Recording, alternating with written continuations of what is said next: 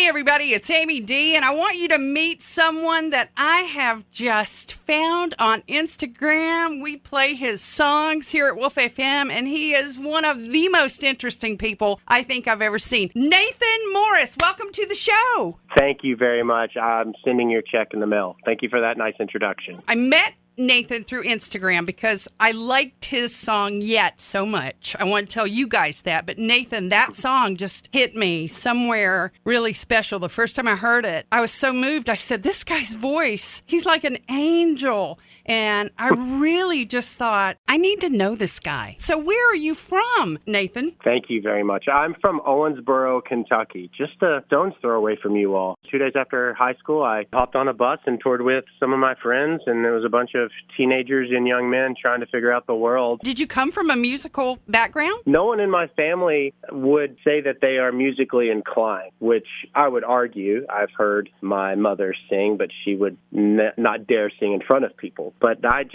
started singing at a very early age. I was in trouble. My music teacher, Miss Harris, God bless her, she got mad because I was constantly interrupting, and so she made me stand in front of the class and sing a solo, an old church hymn, and afterwards she realized not only did it fail as far as punishing me, but that I could carry a tune. So she arranged and got me set up with voice lessons and piano lessons, and that started it. Do you still talk to her? Is she still around? She is still around. Every time she sees me, she gives me a big old hug. I think it's something that she's proud of, and I'm grateful for her being proud. So music was a love, but then you got in the funeral business. Tell us how that happened. We've all had that experience. I feel that we all can remember the first time that we went to a funeral home. I remember my first time, but I remember the first time I was moved, if you will. The young boy being so interested and seeing this guy over in the corner. He was in a suit, and I remember my family. It was for my grandfather's funeral. Mm-hmm. My family was looking to this man for guidance. You could tell that he was important to my family. Yes. So I was asking this guy a lot of questions, and the youthful intrigue, I would follow him everywhere. And we got to this door that had these old blinds that are aluminum, you know, the ones that when they crinkle, it just like, it sounds like the wall's coming down. Yes. I said, what's back there? I want to go back there. He said, you can't go back there. I said, what's back there? And he said, well, deceased loved ones. And I remember that moment vividly, and I was so taken back in the most intrigued way. And I had fast forward to 2010. I came home for my birthday to Owensboro, Kentucky, and I met whose family owns a funeral home. And I started working in 2010 at a funeral home because I went to her dad's office and I said, I'm not leaving until you give me a shot. I was tired. The road was killing me. The industry that I had fallen in love with had shifted. You've seen so much change in music. And you've been there since 1999, right? I have. You remember. Yeah. So you've seen a lot of change in the industry that I had fallen in love with. The wind was out of my sails at the time. So I was like, I'll do this. And realized I was good at it, and I enjoyed it, and I enjoyed meeting people where they were during their most delicate of times. I think that shows your heart just a little bit, too. Nathan, you are extremely charismatic, and you are so at home in front of a camera. I really appreciate that. I don't know if it's the gift of gab or I just have this passion, almost obsession with making sure that people feel loved and appreciated. And it's probably come at a cost even to myself to a degree, but I think that we're put here for a purpose, and that's why I feel I'm here, is just to connect with people as often as I can and letting them know they're worth it. I think you're doing a great job with it. Now, you're super entertaining on your Instagram. Your stories are so interesting, but they're also like teachable moments. So how did you get into doing the funeral fact stories that you do on your Insta? It's actually a fluke. So if you go back in 2010, I started working at a single funeral home. I started a family. In 2015, we started to acquire funeral homes, and we grew to 12 locations in 6 short years. The funeral profession has gone largely unchanged for 200, ever since President Lincoln's body was taken up and down the train tracks. And I started to push the envelope in the sense of introducing social media. So a video actually 2 years ago went viral. It was February the 24th. On TikTok, and the rest is history. We started with 3,000, 4,000, 10,000, 20,000 followers a day, and I realized pretty quickly, and I made a commitment at that point, we would release no less than 3 videos a day, and we would educate people with intentionality and kindness. And then people found all my music, and it was from there, it was a storm of noise in the best way and trying to navigate that world too.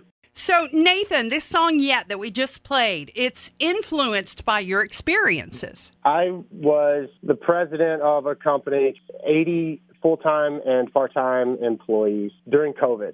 We all have lost so much during COVID. I know that. We've lost a lot, me included, but going to work day in and day out, regulations, rules, changing, passing them down just for them to change again. I was exhausted. I was broken, but I had to be everything for everyone else. And I didn't know who to really turn to, so I went back to what I always knew, and that was writing, because I hadn't ever stopped creating, writing, singing, just because I worked at the funeral home. I went to my longtime friend and I said, hey, I've got to get some of this out and off my chest. And yet is that I'm not ready to go yet moment. I've stood off to the side of more caskets than I care to count, and loved ones who repose in them, and those family members who've lost someone they love more than anything. And on this side of life, that's that last moment they'll see them. They'll be with them on this earth. And it's that I'm not ready to go yet moment. It's the countless times I've had to interrupt them.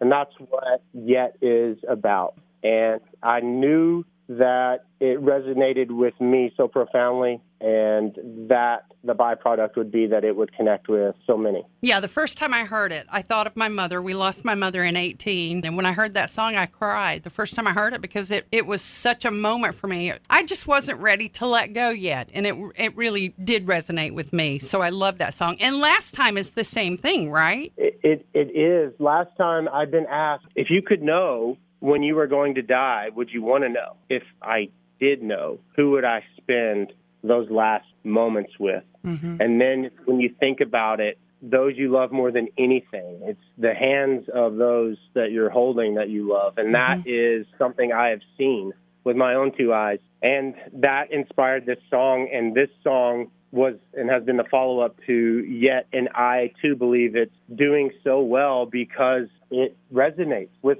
so many people. Mm-hmm. People get it. I believe that. So, Nathan, we've talked about your music. We've talked about your work. But now we want to throw some questions at you. A game of questions, if you will. I love games. Okay. Very first thing that comes to your mind, okay? Okay. All right. What music is on in your car right now? Post Malone. What are your favorite foods?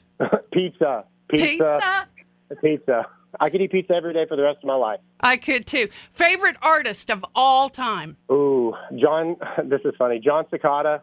I learned to sing with him. That is I've never had anybody answer that. He's fantastic. Your favorite sport? Favorite sport? Football. Soap or body wash? Oh, body wash.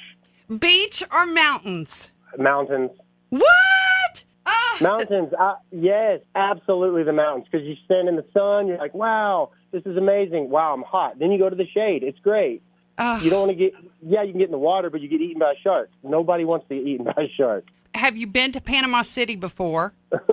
So did you know that Owensboro, Kentucky, where I'm from, everyone in Owensboro for spring break, they literally up and go to Panama City. And Panama City has a huge sign that says, welcome Owensboro, Kentucky. Well, next time you got to come down and see us on your way down. Do you like pets? Which I know is yes, because when we were first talking, you said you had a dog. Yes, love dogs. What is your dog's name? This dog's name is Cash, and he's a human. He just stares at you. He's brilliant. We've got one of those. Okay, what is your best date night idea?